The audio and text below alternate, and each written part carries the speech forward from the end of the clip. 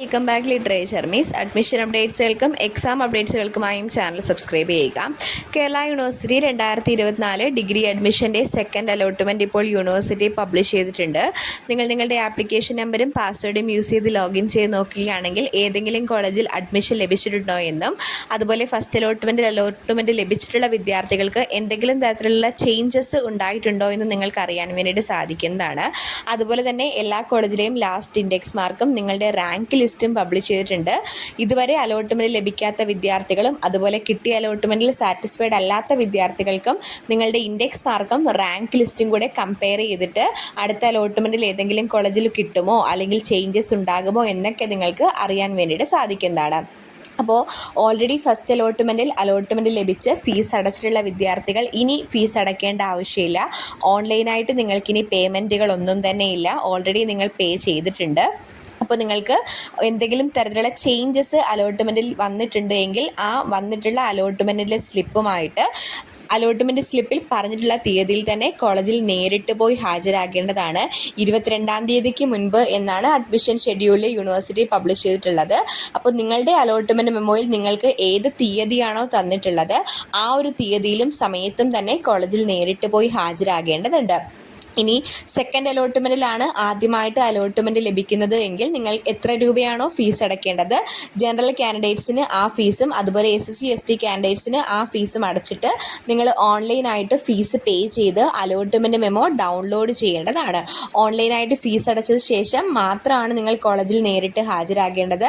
ഓൺലൈനായിട്ട് fees pay ചെയ്യുകയും allotment memo download ചെയ്യുക, അതുപോലെ ഫീസ് അടച്ച റെസിപ്റ്റ്, രജിസ്ട്രേഷൻ ചെയ്ത റെസിപ്റ്റ്, മറ്റ് ഡോക്യുമെൻറ്റ്സുകളെല്ലാമായി വേണം നിങ്ങൾ 22-ാം തീയതിക്ക് മുൻപ് കോളേജിൽ നേരിട്ട് പോയി ഹാജരാകേണ്ടതായിട്ടുള്ളത്. അപ്പോൾ നിലവിൽ അലോട്ട്മെൻ്റ് ഒന്നും ലഭിച്ചിട്ടില്ലാത്ത വിദ്യാർത്ഥികൾ വിഷമിക്കേണ്ട. നിങ്ങൾക്ക് വേണ്ടി അടുത്ത തേർഡ് അലോട്ട്മെൻറ്റുമൊക്കെ നിങ്ങൾക്ക് വേണ്ടി 24-ാം തീയതിയൊക്കെ വെയിറ്റ് ചെയ്യുന്നുണ്ട്. അതുപോലെ സപ്ലിമെൻ്ററി, സ്പോട്ട് അലോട്ട്മെൻറ്റ്, അങ്ങനെ ഒരുപാട് പ്രൊസീജിയേഴ്സ് ഇനിയും വരാനുണ്ട്. അപ്പോൾ ഇപ്പോൾ വരെയും ഈ ഒരു സെക്കൻഡ് അലോട്ട്മെൻറ്റിൽ വരെയും നിങ്ങൾക്ക് കിട്ടിയ കോളേജിൽ സാറ്റിസ്ഫൈഡ് അല്ല എങ്കിൽ, ഏതെങ്കിലും കോളേജിൽ ലഭിച്ചിട്ടുണ്ട് അവിടെ കിട്ടിയത് സാറ്റിസ്ഫൈഡ് അല്ല എങ്കിൽ പോലും നിങ്ങൾ കോളേജിൽ നേരിട്ട് പോയി ഹാജരാകേണ്ടതായിട്ടുണ്ട്. നേരിട്ട് പോയി ഹാജരാകുക. അവിടെ പോയി നിങ്ങൾക്ക് ടെമ്പററി അഡ്മിഷൻ മതി എന്ന് നിങ്ങൾക്ക് പറയാമെങ്കിൽ അതനുസരിച്ചുള്ള ആ ഒരു എമൗണ്ടൊക്കെ നിങ്ങൾ നേരിട്ട് പേ ചെയ്താൽ മതിയാകും.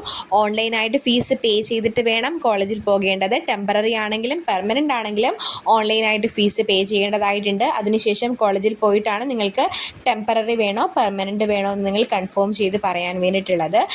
കിട്ടിയ കോളേജിൽ സാറ്റിസ്ഫൈഡ് അല്ല എങ്കിൽ ടെമ്പററി അഡ്മിഷൻ എടുത്തിട്ട് അടുത്ത തേർഡ് അലോട്ട്മെൻറ്റിന് വേണ്ടിയിട്ട് നിങ്ങൾക്ക് വെയിറ്റ് ചെയ്യാനുള്ള ഓപ്ഷൻ ഉണ്ടായിരിക്കുന്നതാണ്. ഇനി നിങ്ങൾക്ക് സെക്കൻഡ് ഓപ്ഷനുള്ള ഒരു കോളേജാണ് കിട്ടിയത് എങ്കിൽ താഴേക്കുള്ള കോളേജൊക്കെ ഓൾറെഡി ക്യാൻസലായി പോയിട്ടുണ്ട്. ഇനി നിങ്ങൾക്ക് മുകളിലൊരു ഒറ്റ ഓപ്ഷൻ മാത്രമാണ് ഉണ്ടായിരിക്കുന്നത്. അതുപോലെ തന്നെയാണ് ഇപ്പോൾ 3-4 സ്ഥാനത്തൊക്കെയുള്ള കോളേജ് കിട്ടിയ വിദ്യാർത്ഥികൾ ശ്രദ്ധിക്കുക. നിങ്ങളുടെ ഹയർ ഓപ്ഷൻസ് മാത്രമാണ് അവിടെ ഉള്ളത്. ഇനി നിങ്ങൾ സെക്കൻഡ് അലോട്ട്മെൻറ്റിൽ കിട്ടിയ കോളേജ് സാറ്റിസ്ഫൈഡ് ആണ് എങ്കിൽ അവിടെ നിങ്ങൾക്ക് പെർമനൻ്റ് അഡ്മിഷനും എടുക്കാവുന്നതാണ്. നിങ്ങളുടെ കൺവീനിയൻസ് അനുസരിച്ച് നിങ്ങൾക്ക് പെർമനൻ്റ് വേണോ ടെമ്പററി അഡ്മിഷൻ വേണോ എന്ന് തീരുമാനിക്കാം. ഫസ്റ്റ് ഓപ്ഷൻ വെച്ച കോളേജിൽ തന്നെ നിങ്ങൾക്ക് അലോട്ട്മെൻറ്റ് ലഭിച്ചിട്ടുണ്ട് എങ്കിൽ നിങ്ങൾ പെർമനൻ്റ് ആയിട്ട് അഡ്മിഷൻ എടുക്കേണ്ടതായിട്ടുണ്ട്. ബാക്കിയുള്ള വിദ്യാർത്ഥികൾക്ക് ടെമ്പററി, പെർമനൻ്റ് എന്നുള്ള ഓപ്ഷൻ നിങ്ങളുടെ കൺവീനിയൻസ് അനുസരിച്ച് തിരഞ്ഞെടുക്കുകയും തേർഡ് അലോട്ട്മെൻറ്റിന് വേണ്ടിയിട്ട് വേണമെങ്കിൽ വെയിറ്റ് ചെയ്യുകയും ചെയ്യാവുന്നതാണ്. അപ്പോൾ നിലവിൽ അലോട്ട്മെൻറ്റ് ലഭിച്ചിട്ടുള്ള വിദ്യാർത്ഥികളെല്ലാം ഇതുവരെ ഫീസ് അടയ്ക്കാത്തവർ ഓൺലൈനായിട്ട് ഫീസ് അടയ്ക്കുക. ഫീസ് അടച്ചവരാണെങ്കിൽ ഇനി അടയ്ക്കേണ്ട ആവശ്യമില്ല.